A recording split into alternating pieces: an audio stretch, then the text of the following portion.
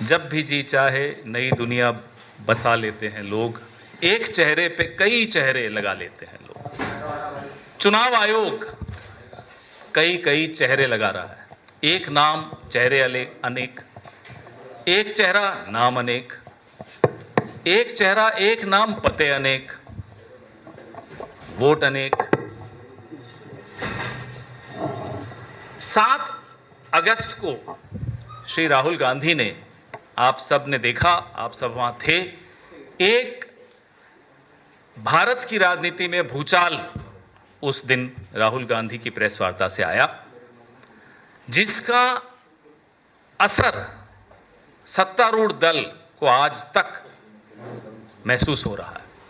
7 दिन 6 दिन तो ये सदमे में रहे, इन्हें समझ में ही नहीं आ रहा था करें क्या। फिर इन्होंने क्या किया, फिर इन्होंने अनुराग ठाकुर जी को कल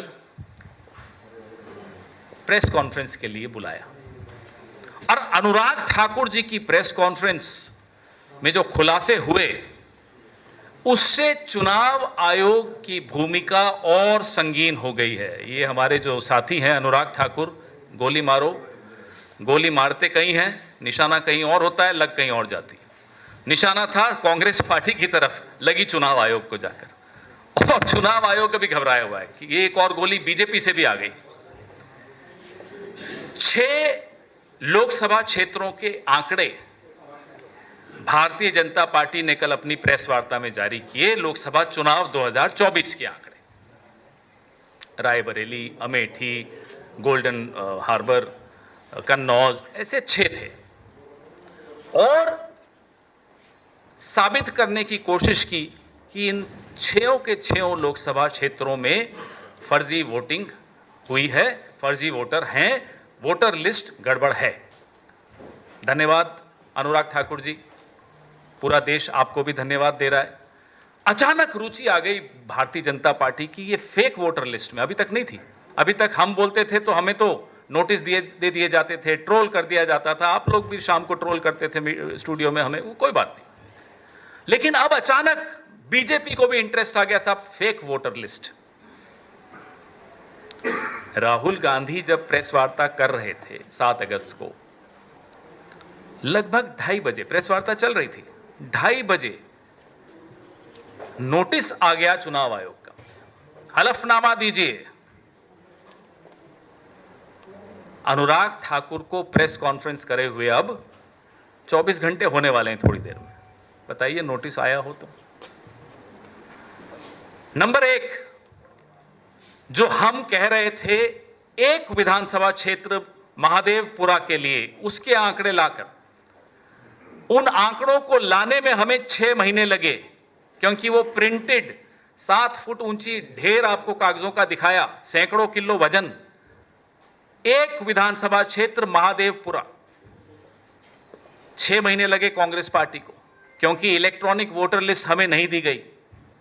अनुराग ठाकुर बीजेपी के सांसद 6 लोकसभा क्षेत्रों का 6 दिन में सारे आंकड़े उनको मिल गए। बताइए कैसे मिले? हमारा सवाल है, हमारा सवाल चुनाव आयोग से भी है, हमारा सवाल बीजेपी से भी है।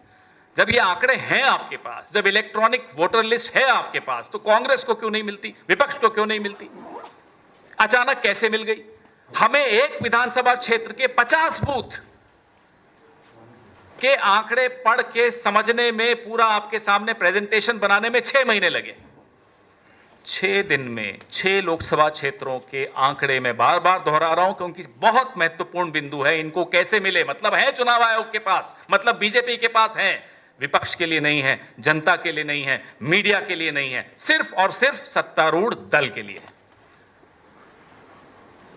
जो कल आंकड़े अनुराग ठाकुर ने आप सबके सामने रखे, वो एक आपराधिक सबूत है, एविडेंस ऑफ क्राइम।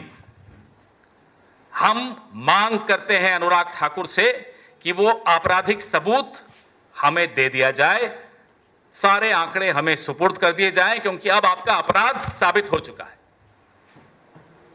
यह आपकी मिलीभगत चुनाव आयोग से तो आपने खुद साबित कर दी। अब तक तो लोगों के मन में शंकाएं थी, आपने उन शंकाओं को तथ्यों के सहारे भरोसे में बदल डाला। अब लोगों को भरोसा है कि यह मिलीभगत चल रही है, विपक्ष को नहीं मिलेंगे आंकड़े, इन्हें मिल जाएंगे। नंबर 2, अब आपके पास सारे आंकड़े आ ही चुके हैं, तो जनाब वाराणसी की पेन ड्राइव हम सब इंतजार कर रहे हैं।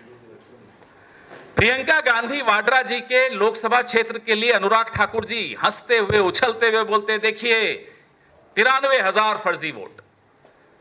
भाई थोड़ा सोच लेते बोलने से पहले, जीती कितने वोटों से है? 4,10,000 वोटों से जीती हैं।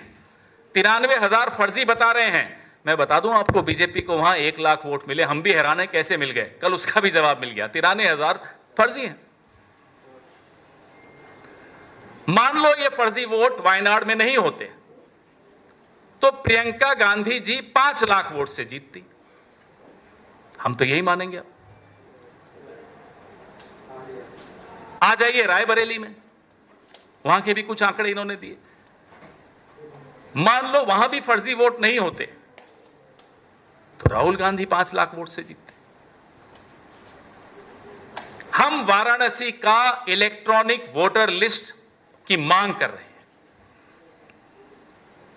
सबको यकीन हो जाएगा, हमें तो है, लेकिन कुछ लोग अभी भी बचे हैं जिनके मन में संशय है, उन्हें भी यकीन हो जाएगा कि एक बूस्टर डोज मिला था प्रधानमंत्री को। काउंटिंग के दिन आधे दिन तक प्रधानमंत्री हार रहे थे।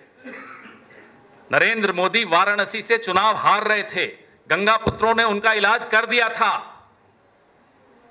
लेकिन एक बूस्टर डोज फर्जी वोटर्स का मिल गया। 150 मिनट तक काउंटिंग का कुछ भरोसा नहीं मालूम पड़ रहा था, कहीं सब कोई आंकड़े नहीं आ रहे थे। अचानक वापस से आंकड़े शुरू हुए और प्रधानमंत्री जीत की ओर अग्रसर हो गए। 1 लाख वोटों से जीते। अगर ये आंकड़े हमारे पास आ जाते हैं, इलेक्ट्रॉनिक वोटर लिस्ट हमारे पास आ जाती है वाराणसी की, ये साबित हो जाएगा कि प्रधानमंत्री भी गद्दी को चुरा कर बैठे हैं। चोरी की कुर्सी है, वोट चुराया, चुनाव चुराया, कुर्सी चुराई, ये 3 चोरियां इस प्रधानमंत्री ने की हैं और कल ये अनुराग ठाकुर ने खुद साबित कर दिया। अब तक तो हम पर सवाल उठाए जाते थे, अरे साहब आपको तो संस्थाओं पर भरोसा नहीं है, राहुल गांधी तो संस्थाओं पर भरोसा नहीं करता। तो अनुराग ठाकुर क्या संस्थाओं पर भरोसा कर रहे थे कल? बीजेपी बोले तो बोले देखो साहब कितना अच्छा खुलासा कर दिया, वायनाड का खुलासा हो गया, रायबरेली का खुलासा हो गया, कन्नौज का खुलासा हो गया, डायमंड हार्बर का खुलासा हो गया। ये संस्थाओं पर सवाल नहीं है।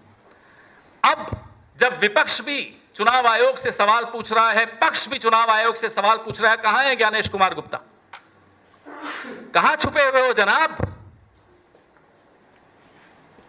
इनसे पहले भी एक थे, अपने आप को एक अजीम शायर मानते थे, पता नहीं कहां है, गायब। राजीव कुमार, पता ही नहीं, कोई कहता है माल्टा चले गए, मैं नहीं मानता माल्टा गए, कहीं वोट बना दिया होगा किसी कॉन्स्टिट्यूएंसी में, हो सकता है कॉन्स्टिट्यूशन क्लब की वोटर लिस्ट में भी उनका नाम हो। जिस तरह से चुनाव आयोग चल रहा है अब आपके सामने,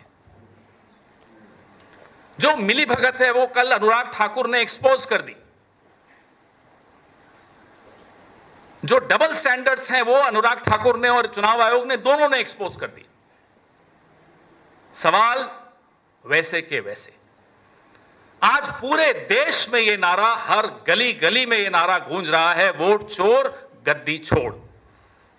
पूरे देश में आज मशाल जुलूस निकल रहा है। ये अब जनता का आंदोलन बन चुका है। ये राहुल गांधी का आंदोलन नहीं है, कांग्रेस पार्टी का आंदोलन नहीं है, इंडिया अलायंस का आंदोलन नहीं है, ये इस देश के एक एक वोटर का आंदोलन है। कल जो प्रेस वार्ता हुई उससे साबित हो गया कि पिछला लोकसभा